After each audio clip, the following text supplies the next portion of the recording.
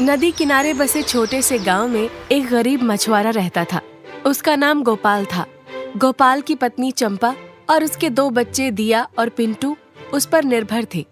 गोपाल नदी से मछलियां निकालकर उन्हें बाजार में बेचता, तब जाकर उसके परिवार को 2 वक्त का खाना नसीब होता।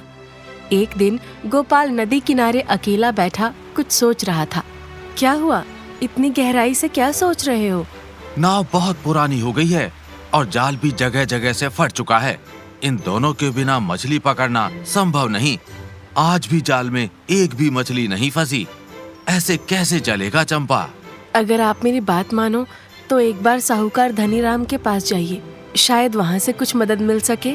चंपा की बात मानकर गोपाल साहूकार के घर पहुँचता है। कैसे आना हुआ यहाँ गोपाल? सब खैरियत तो है ना? सेठ जी, मेरी नाव पुरानी हो गई है और जाल भी फट गया है। मुझ पर आपकी उधारी पहले से है। इस बार थोड़ा और उधार दे दीजिए मुझे। मैं जल्दी सारा पैसा चुका दूंगा आपका। थोड़ी मदद कर दीजिए सेठ जी।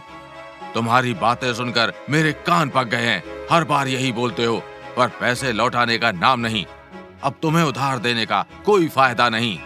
सेठ जी, ऐसा मत कहिए। मैं सच में वादा करता हूँ कि इस बार सारा पैसा चुका दूंगा आपका।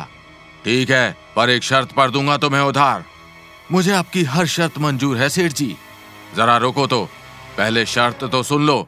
अगर तुमने महीने के अंत तक मेरा सारा पैसा नहीं चुकाया तो तुम्हें अपनी नाव, अपना जाल और घर मुझे सौंपना होगा। बताओ, अब शर्त मंजूर है? ठीक है सेठ जी, ऐसा ही होगा। उन पैसों से गोपाल नई नाव और मछली पकड़ने वाला नया जाल खरीद लेता है, पर उसके बाद भी किस्मत गोपाल का साथ नहीं देती। जाल में अभी भी एक भी मछली नहीं फंसी।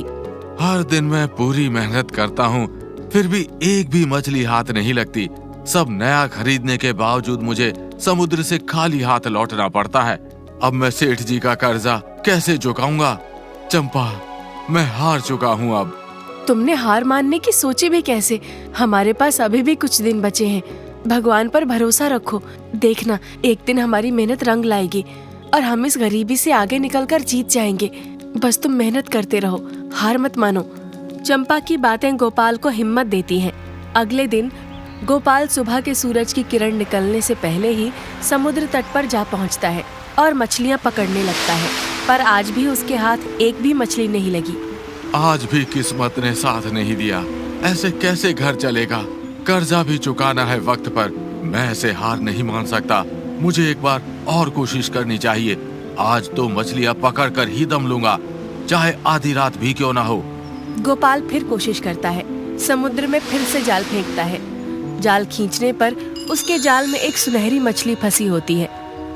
सिर्फ एक मछली, इतनी मेहनत के बाद क्या हाथ लगा?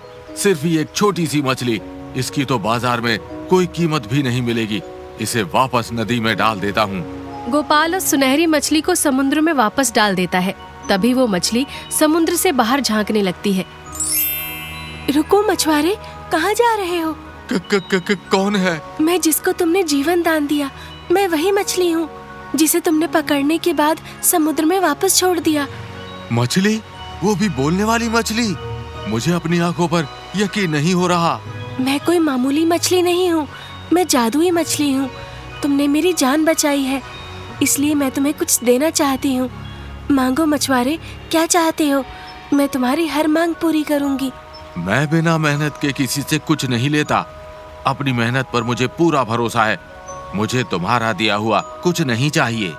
इतना बोलकर मछुआरा कंधे पर जाल डालकर घर की ओर निकल पड़ता है। क्या हुआ? आज भी मछली हाथ नहीं लगी? कोई बात नहीं, ऊपर वाला कभी तो मेहरबान होगा हमारे ऊपर। तुम हाथ मुंह धो लो, मैं खाना लगाती हूँ।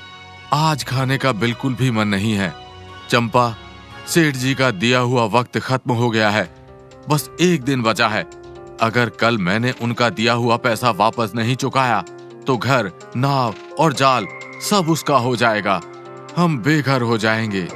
चंपा की आंखें नम हो जाती हैं और वो मन ही मन भगवान से विनती करती है कि सब कुछ ठीक हो जाए। गोपाल पूरी रात सो नहीं पाता। वो सुबह होते ही फिर से समुद्र तट पर निकल पड़ता है मछली पकड़ने। समुद्र में रोज की तरह जाल डालता है। आज जाल कुछ भारी लग रहा है। ये तो बहुत भारी है। कोशिश करता हूँ और इसे बाहर खींच लेता हूँ। जाल के बाहर आते ही गोपाल की जैसे खुशी का कोई ठिकाना ही ना हो। हे, आज तो कमाल ही हो गया। आज तो मेरे जाल में ढेर सारी मछलियां फंसी हैं। ये तो बहुत सारी मछलियां हैं। इन सभी मछलियों को बेचकर सेठ जी का सारा कर्जा चुका सकता हूँ। आखिर मेरी मेहनत रंग लाई और मैं जीत गया।